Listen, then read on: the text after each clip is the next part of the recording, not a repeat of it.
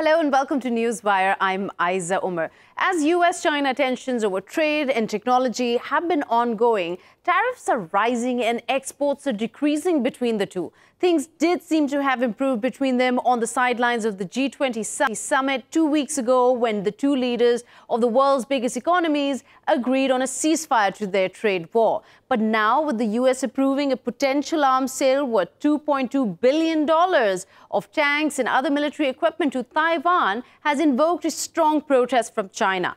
Beijing, which views Taiwan as part of its territory and has what it calls serious concerns about the possible sale. Taiwan has been ruled separately since the end of a civil war in 1949, but China has vowed to take control of the island, even if it means using force. So what does the US have planned with this arms sale in mind to Taiwan? This and more will be under the spotlight with our guest. Joining us from Beijing is analyst Mr. Einar Tangen. Welcome to Newswire. Good to have you back. And from Hong Kong, Mr. Andrew K.P. Leung, who is a well-acclaimed international and independent China strategist and analyst. Welcome to the show. Mr. Andrew, let me start with you. China has significantly stepped up diplomatic and military pressure on Taipei since Beijing President Tsai Ing-wen was elected in 2016. Now, things haven't been great, to say the least, between the US and China also. What was the point of this move by the US? Well, of course, there was trade trade negotiations going on between the United States and China.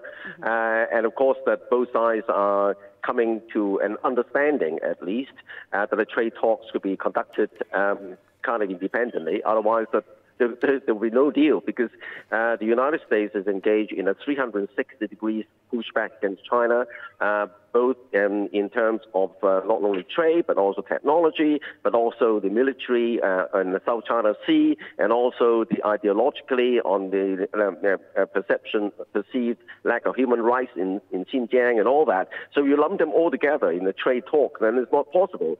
So I think that both sides agree that, well, let's treat the trade talk separately. Now, on the other hand of the scale, there is the Taiwan question. Now, as far as the United States is concerned, of course, the United States still pays lip service to the one China principle. For example, the United States is not supporting a separate seat for Taiwan in the United Nations, and so they can say that, well, it's still supporting the one China principle. But on the other hand, in the United States, there is the Taiwan Relations Act, which legalizes the sale of weapons to Taiwan to help its own defenses, and that's what the United States is doing. But of course, the United States is trying to push the envelope and trying to test the red lines in China. So hold that thought, Mr. Andrew. Sorry to interrupt you there, but let me get you in on this, Mr. Einar, trying to get your version, your opinion on this also. The U.S., just after having called ceasefire on the trade war with China, which was seen as a major progressive step, would hit a nerve with them again. I mean, of course, given that we all know that the arms sales to Taiwan is nothing new. It's been going on since the 1980s. But why now of such a huge amount, $2.2 billion? Well, this is part of Donald Trump's playbook. I mean, he really likes to ratchet things up. It's 360-degree pressure tactics. You've seen this. This is not an isolated incident. There are the warships that are sailing through the Taiwan Straits. There are the warships that are sailing within disputed waters in the South China Seas. You see a lot of action in terms of, the THAAD missiles in South Korea, rearming Japan and encouraging them to break down their barriers that they had with their peace constitution. So, I mean, Donald Trump is actually, fulfilling a, white paper promise that the U.S. made that identified Russia and China as strategic competitors, both economically and militarily. So from this perspective, this isn't going to change. It does have the support of both sides of the aisle, and it's unfortunate that there is not a realization that this is a red line for China. I just wanted to add one emphasis. That is that the situation in Taiwan, when Tsai Ing-wen came in, the issue for China was that she refused to acknowledge the 82 consensus as their previous leader had. And this kind of triggered this ramping up Now, whether she was encouraged by Washington when she had unprecedented access to Donald Trump prior even to his inauguration, or whether this was just something that she was using for her own political gain. It has now become part of the political theater in Taiwan. She is being buoyed by this kind of call to arms nationalism, although she had just taken recently a huge drubbing in the polls and elections, even losing some of their strongest seats and being, in essence, reduced to smaller opposition. So it seems then, Mr. Andrew, I'll bring you back in here. It seems that it's more of an advantage to Taiwan itself, especially on how it can't possibly military take on China at all. Well, I think that I don't think that both countries want to have a war over the Taiwan Straits. I don't think many people, President Trump's electorate, the constituency, and indeed across the aisle, want to go to war just on Taiwan. But on the other hand, as I said, the United States, again, across the aisle, wants to push back against a rising China, which is perceived to threaten American dominance in the Asia-Pacific. And as I said, it's not just a trade, it's on military and many other fronts. And the Taiwan issue is one of the many chess pieces on the chessboard. So it coincides with the time when a report that's just been released, the Indo-Pacific Strategy Report, that basically highlights in a nutshell that it seeks to expand Taiwan's role as a security partner, and it completely does not want to, it's almost like it doesn't care what the Chinese sensitivities are regarding Taiwan anymore. So like you mentioned earlier, it's really just lip service on US's part. Well, but naturally, as I said, it's also to do with the American strategy of the Indo-Pacific. The Indo-Pacific, of which Taiwan, of course, plays a part, includes American allies, for example, Japan, Australia, New Zealand, and also across the Indian Ocean, India, in a kind of ring that push back against China by supplying arms to some of these places and also deploying American military assets. So that's part of the overall picture, and of which, as I said, Taiwan is only one of the pieces on the chessboard. Right. But of course, if it is allowed to be pushed too far, and of course, as I said, China is prepared militarily to deny this kind of things from happening. But at the end of the day, time is on China's side, and China does not want to use the military option at all. So, Mr. Einar, do you think China would respond in a way that would negatively affect the relations, the ceasefire that has been called on this U.S.-China trade war? Yes, and this is the part that I don't think people understand. That this is a red line. This is not something that it's in the Constitution that Taiwan is part of China. China has never taken force off the table in terms of returning Taiwan. So it's this kind of negative downward spiral. Every time that Taiwan does something to improve its military capabilities, what it does is it just pushes the confrontation that much closer. The fact is, if you look at the military papers and the strategy sessions that have had in the U.S., they know that they cannot possibly defend Taiwan against an overwhelming attack. Their theory is that if somehow Taiwan could hold out for anyway from 5 days to a week and a half, possibly support from the U.S. would be available. The difficulty there is that, you're in a situation where you're in essence at war with China, and you don't know where that escalation could go. And this is the part that, is really bothersome. China is absolutely all in on Taiwan. There should be no question about that.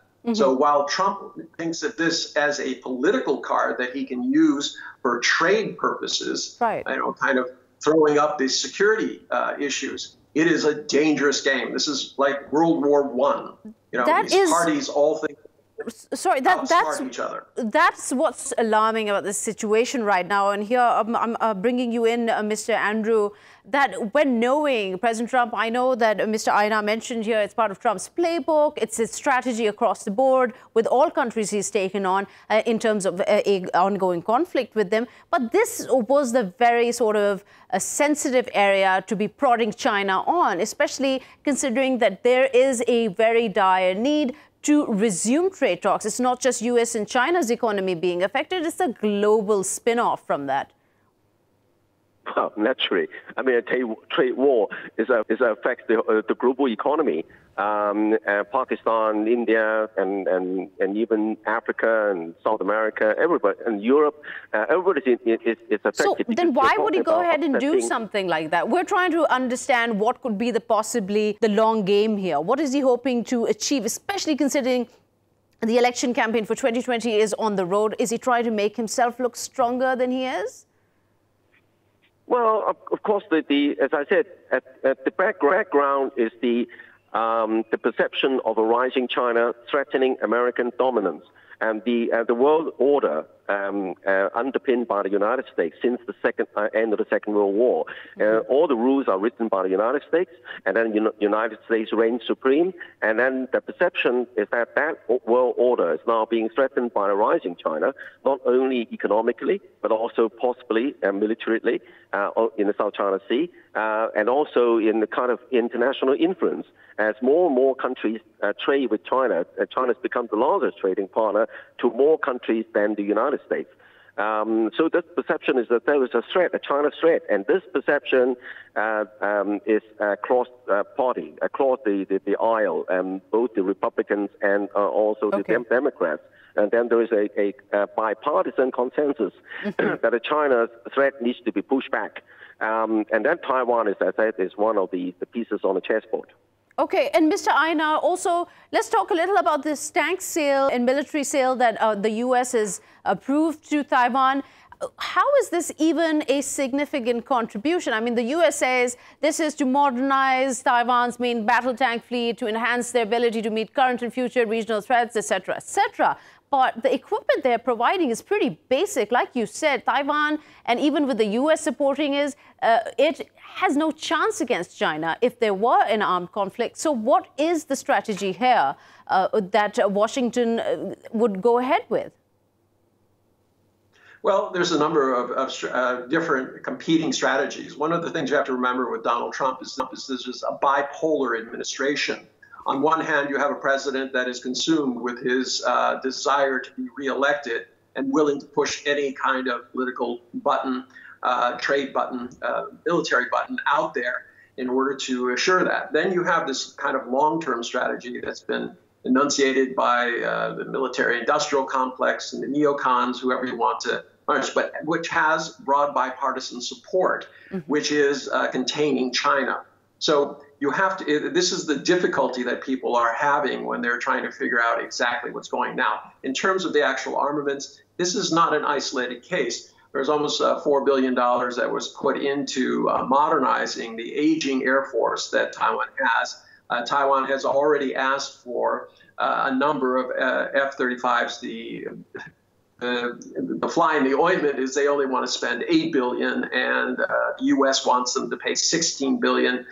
They're trying to work that out right now. That would be another red flag. Yeah, it's still not able to defend Taiwan against an overwhelming assault. Right. But it does play very well politically for Tsai Ing-wen. She looks strong. She's trying to play up this idea that there's an imminent threat by China to take over the mainland, that she's standing firm, and that therefore she should be given another term in office. So what you have here are political desires by these individuals, Tsai Ing-wen and Donald Trump, that are at conflict with a peaceful resolution of these particular issues. And there's also then one has to ask that while President Trump has made this move, there's still a small 30-day window where the Congress basically has a say in whether allowing this arms sales to go through or not.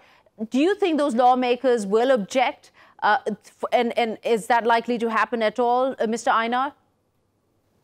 No, not at all. You know, if you recall, a month and a half ago, there was an overwhelming 290 something to 0 vote in favor of expanding relations with Taiwan and talking about it. It was a non-binding resolution, but the fact that there were some abstainers, but no one voted against it should give a very clear idea. Now, in actuality, there is more than 30 days. Congress can, at any point prior to delivery, put in legislation, but that chance of that happening is 0 and none. All right. Thank you so much. Unfortunately, that's all the time we have. Mr. Einar joining us from Beijing and from Hong Kong. Mr. Andrew, thank you for giving us your time here. And with that, we're going to take a quick short break. We'll be right back with more stories.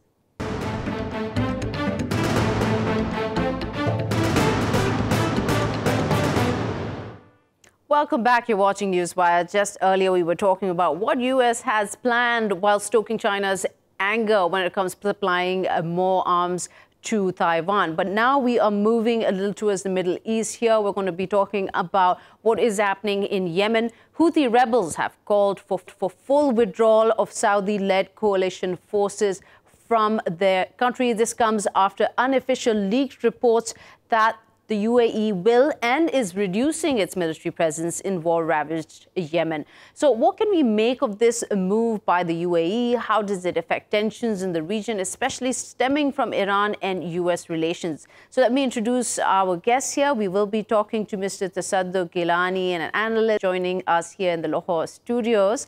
And also we have with us Dr. Abdul Aziz Al-Kashian, a political analyst and researcher of Saudi foreign policy. He's joining us from Essex University in the UK. Welcome to both of you. I'm going to start with you, Dr. Abdul Aziz. The Houthis have called out, made quite a hue and cry about getting all the Saudi-led coalition forces out of Yemen, and this apparently followed after unofficial reports of the UAE changing their strategy, as they call it. What do you make of this change of events here, and what do you think the Houthis are trying to convey?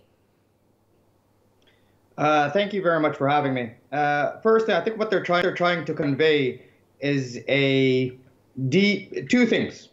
Firstly, they're trying to invest a lot of effort, discursive effort or rhetorical effort, in trying to delegitimize the Saudi efforts in Yemen. But they have been doing this since the beginning of the war in 2015. The second thing that they're trying to do, which is very interesting, is that they are trying to frame this as a defeat by the coalition. That one of the closest allies to Saudi Arabia, the United Arab Emirates, has been defeated, and that they are withdrawing, and therefore this is more of a tone of warning that they're trying to communicate and convey. Mm-hmm. Now, personally, I mean, I don't want to get into the details now or speak a lot, but allow me to just to give you, in sum, what I want to say, or in short. But however, this is going to be unlikely that the Saudi-led coalition is going to withdraw, because the base of the legitimacy of its actions is based upon the invitation by the legitimate government and the internationally backed legitimate government of the Hadi government.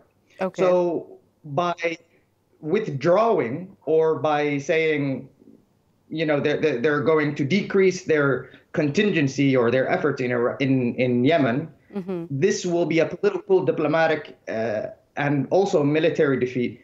And this is something that Saudi Arabia and the coalition is not willing to allow. Okay. So, right, Mr. Gilani, let me bring this conversation to you here in our Lahore studios. What do you think? The announcement that came out, this call for Saudi-led coalition forces to leave Yemen, do you agree with what Dr. Abdul Aziz is saying in his 3 points here? To some extent, I definitely would like to agree, because that is the point usually the opponent wants to make. If somebody is withdrawing, so coalition should also think about it. However, looking inside into the UAE, particularly specific concern in in Yemen is basically they're very much involved in South. Recently, they have increased their presence in terms of military equipment. That has basically given a kind of signal to the world or to the other powers that UAE would like to use this corridor as a strategic economic corridor to North Africa as well.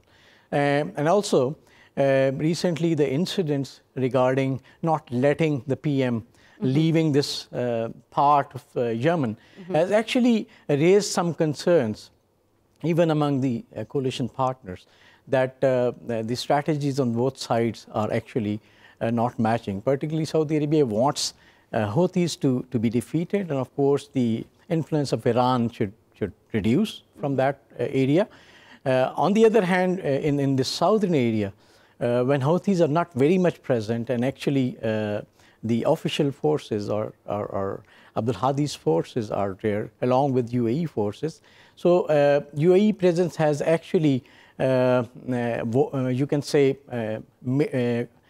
highlighted a concern in Abdul Hadi's stance that UAE is increasing the influence in their area, actually wanted to invest more into that, and then actually trying to take this part away from. But there's also a friction between not just UAE and Hadi's government, is the fact that Hadi's government in Yemen supports the Al-Islah party, which is something that the UAE is a bit wary of. Isn't that also a reason of concern for them? That is another reason of concern. So basically, you absolutely indicated the right thing, that the conflict of interest between Abdul Hadi forces and UAE forces has actually risen. Right. So, yeah. But there's also the other issue of within UAE, there is now concerns being raised by the different emirates that this is a wasteful war. I mean, this is an economy that is obviously being affected. That's true. And basically, as you know, UAE never has taken any such challenge in past.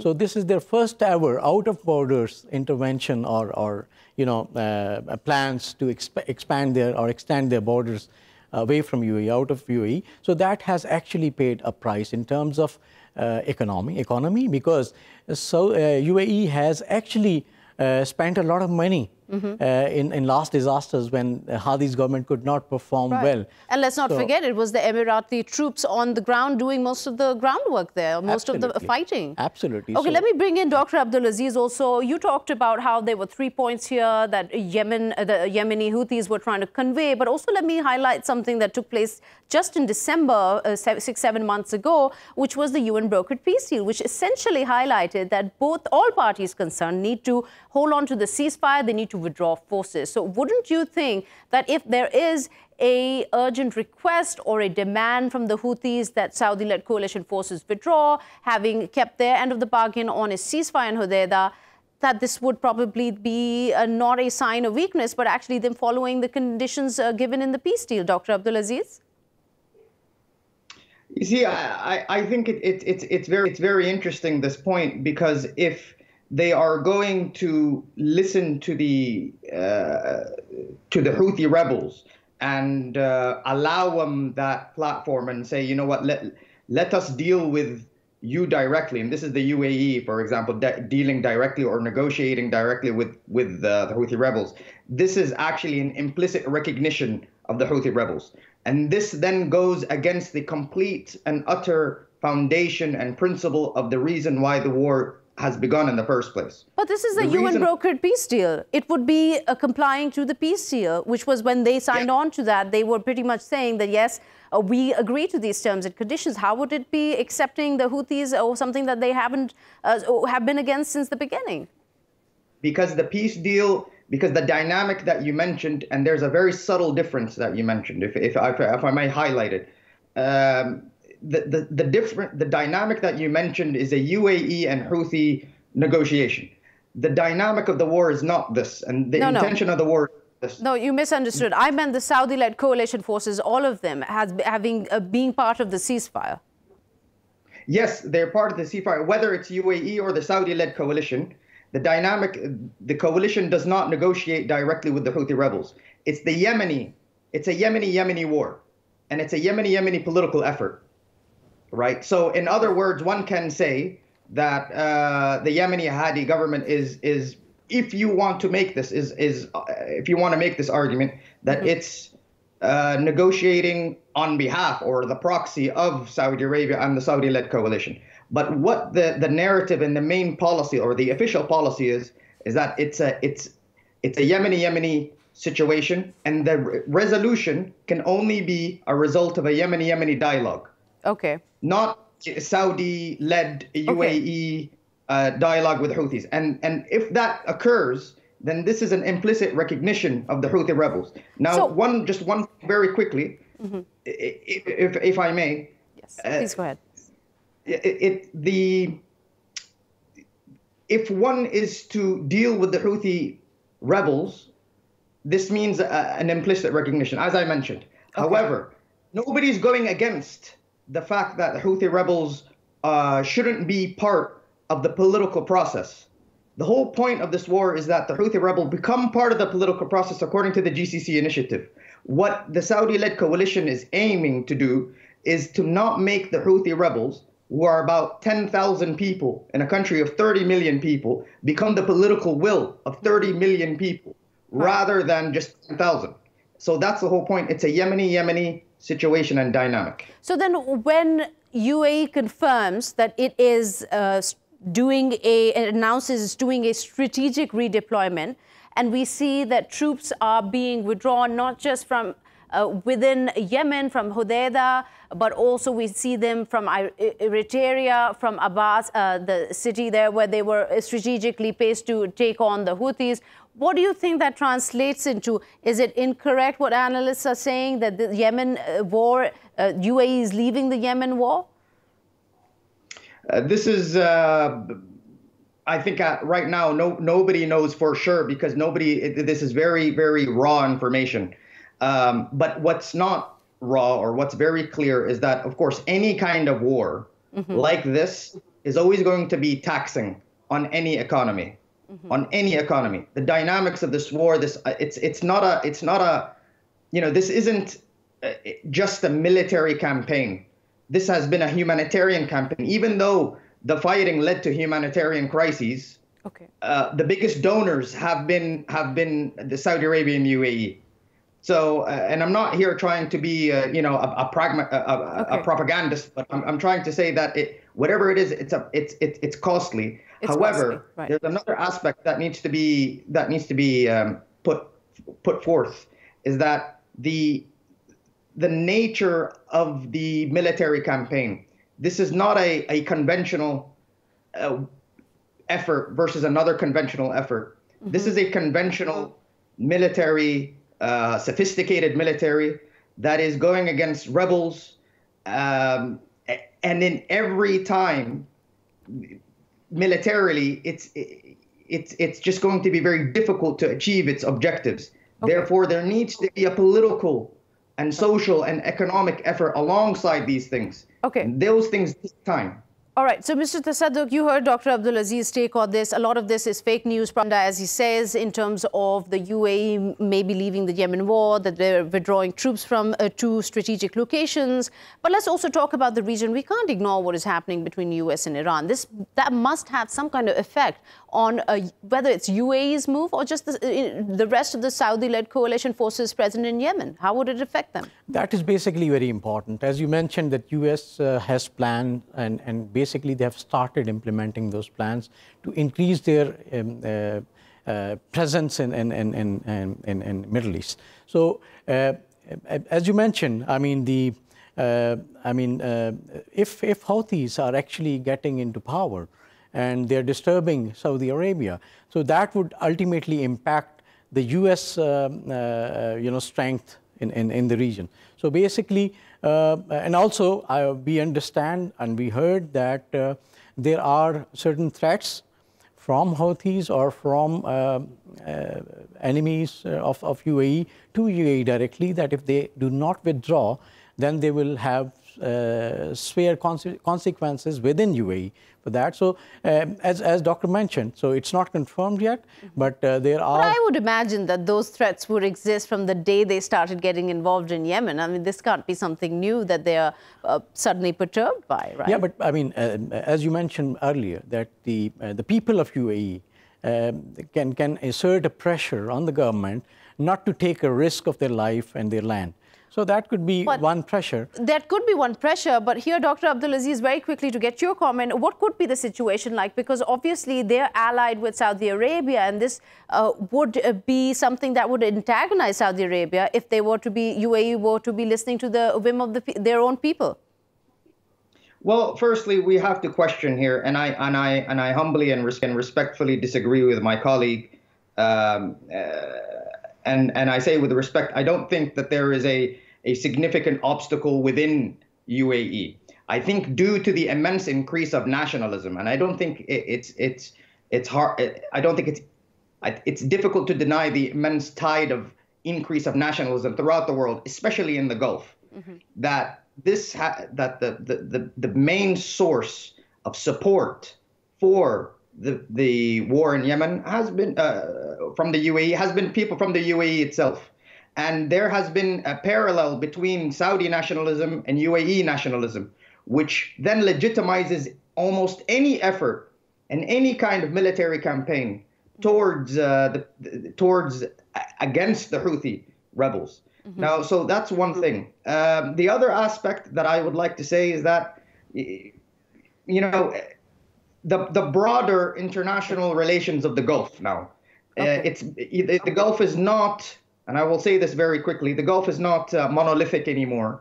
It has never really been monolithic. But now what we're seeing is that there is a increase in closeness and proximity between the UAE and Saudi Arabia due to the level of privatization that Saudi Arabia is trying to do, Vision 2030. That UAE is the leading economic. So it's part of a bigger picture. Okay, so we'll unfortunately have to leave it at that, Dr. Abdulaziz. We've run out of time here to take a quick short break, but when we are back, we'll talk about what happened between the meeting of the Qatar Emir and US President Donald Trump.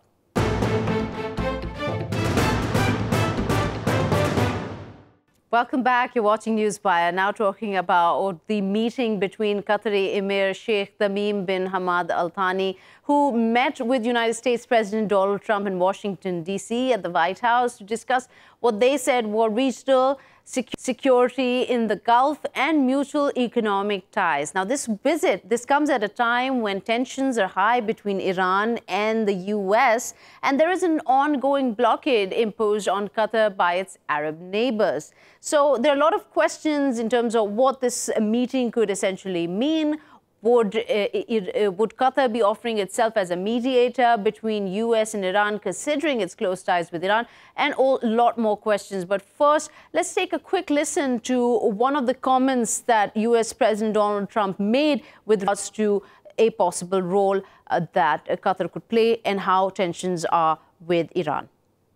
Mr. President, can I ask you about Iran? How long are you going to wait before you see the Iranian enraged? Well, we're going to see what happens with Iran. Iran is doing a lot of bad things right now, and they better be very careful. Not to forget that Iran right now, as part of the JCPOA, the nuclear deal, has already crossed the threshold of 3.67% enrichment of uranium. That was basically, it means that it's violated the JCPOA. So to discuss more of that, we will be speaking to Mr. Luciano Zikara, an analyst joining us from Doha. And also in the Lahore studios, we have Mr. Tasadduq Gilani. Thank you for staying on, and thank you, Mr. Luciano, for joining us here. I'll start with you, Mr. Luciano. What do you make of this meeting here that has taken place in the White House between these two? Well, I think it's a very significant meeting, having in mind that the relations between the United States and Qatar has not been very good since the beginning of the blockade. And this way, United States is showing Qatar that they are counting on them in two very crucial issues that are the peace conversations in Afghanistan between the Taliban and the government on one hand, and on the other hand, the possibility to unblock the tension that exists between Iran and the United States, since Qatar offered himself to be a mediator in this issue. So I think, on the other hand, I think Qatar is trying to enhance an already existing strategic relation with the United States by investing heavily, as Trump mentioned, very heavily investing in petrochemical industry and arms deals with the United States. So it's a way to also to break the isolationism that was imposed by the other four countries in the GCC to Qatar. Okay, so Mr. Tasadduq, let me ask you then, in terms of just the investment role, it's a pretty big price tag. I mean, we're talking about what the Qatari Sheikh said, more than 185 billion with the United States. They're looking in the current economic partnership. To put that much money at the back of the hope that maybe this air and land blockade that it's undergoing will be removed? So basically, that is the point, that Qatar has almost doubled their investments in Saudi Arabia in a certain period of time after the Saudi Arabia? Sorry, in US. I'm sorry for that. So basically, you're right. Basically, there are three things we should consider in this aspect. One is the political requirement of US to align Qatar in war against, or in their policy, the strategy against Iran. The second thing is, of course, US is getting benefit of having more and more investments from Qatar. And actually, US is taking all the GCC partners individually together with them, but not together with them, but individually aligned with them. So that is on the economic front. So also this 2022 World Cup, FIFA World Cup, that is also an opportunity for US and the allies to invest into Qatar and make the business. So finally, since, as you said, Qatar is almost isolated in GCC, so they have some, you can say, security requirements as well. So all these things, when get together, it enhances the need of US for Qatar in this current scenario. And as it was mentioned by my colleague, that Qatar is also mediating the talks of US with Taliban in Afghanistan, and as well as they're mediating the backdoor diplomacy between Iran and US as well. So strategically, it becomes very important beside this economic alliance with US. It can't be an easy position, Mr. Luciano, for the US to be in right now, because as Mr. Gilani mentioned here, it's allied with various sides of the spectrum here of these Gulf states who don't see eye to eye directly. What do you make of the US position right now in terms of trying to make terms better with the Arab states who are behind the blockade on Qatar? Yeah, well, actually, it's very interesting. If you remember, a few weeks ago, there was a conference in Manama to present the Kushner plan about Palestine, and Qatar was there, so was invited to one of the blockading countries to share the same table to discuss some issues, and this was considered as a success of the Trump administration to get the chance to bring Qatar together with the other blockading countries. So it's a kind of trade-off. United States seems to be helping or trying to help Qatar to break this isolationism in the GCC context, as it was mentioned by my colleague as well. And on the other hand, Qatar is trying to help the United States to deal with these two big issues that actually United States is asking them to mediate in.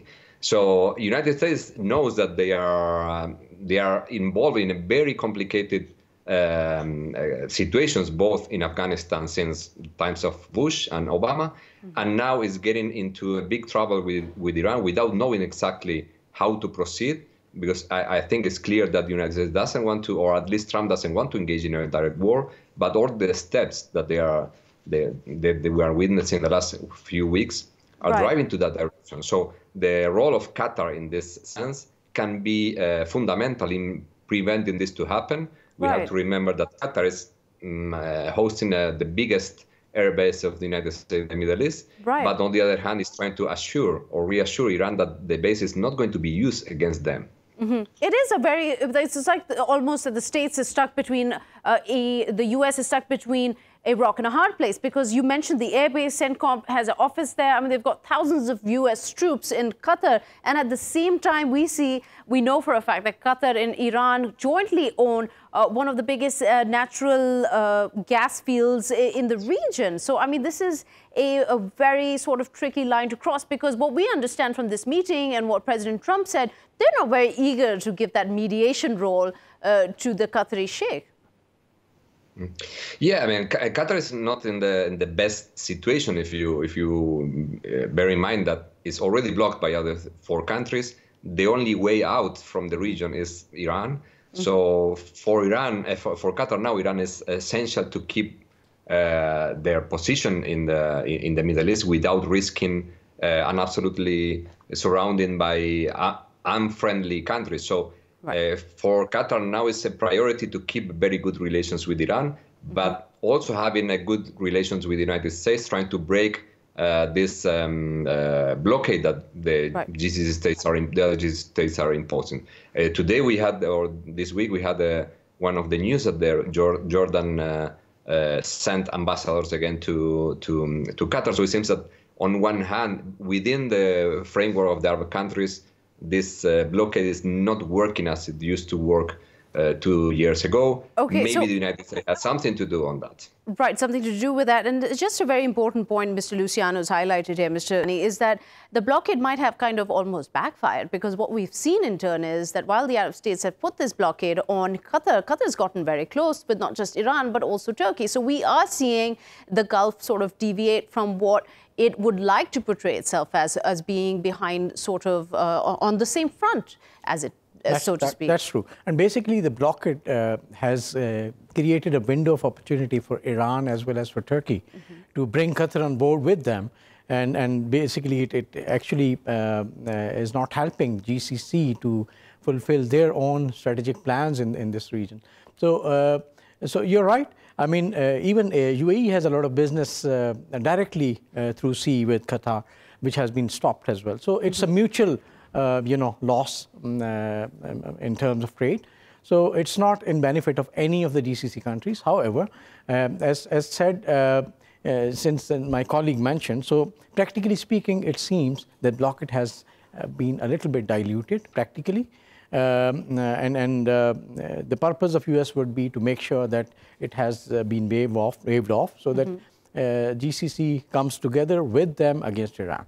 So how do you see this, Mr. Gilani, now moving forward, if we were to analyze how the situation has developed? I mean, they've come a long way with, despite what President Trump and the Emir says that we are long-term friends, even before Trump was in power as the president. But do you think that finally there is going to be a de-escalation in the region when it comes to US and Iran with Qatar on the that table? Is a need of time for US. I mean, they would definitely would like that Qatar at least should join the GCC in this particular scenario, and then Iran should be isolated. And that would be a prime objective of US. However, I mean, knowing Arab culture, so it's not that easy, because they have to, talk to each other, and it may take some time. So it would be interesting to see how the things move in next a few months or in the next 6 months. So I would say one thing that, I mean, particularly in this scenario, US is also taking advantage in terms of business with Qatar as well as with others. Right. That's for sure when the Emir himself says how much money he's going to be investing in the partnership, doubling it essentially. So, Mr. Luciano, how do you see this relationship moving forward, and especially in terms of a divided Gulf? Do you think there's finally going to be a united front, or is this the beginning to absolutely no difference to the region? I mean, you mean a unique front against Iran? Yes. No, I don't think this is possible so far. I mean, we witnessed already a lot of confrontation against or opposition against the United States position about Iran, and how this risk of reaching a war It's not something that anybody desires in the region. Qatar in the first place, but also Emirates or any other GCC states, including Iraq, they warn already how complicated will be a situation in which the Strait of Hormuz is blocked and a war is started in the region. So I don't think it's possible to get the common front in order to support an effort of war of the United States against Iran. And most important, I mean, even though United States is moving troops to the Gulf, to the base in Bahrain, to the base in Al Udeid base in Qatar, and Udeid base may be increased with more planes or whatever. I mean, always Qatar needs to give authorization to use the airplanes against Iran in case the United States want to use them. And I don't think, honestly, that Qatar is in that pace so far. So okay, in any not case, in that position yet. Qatar will never engage in a direct war.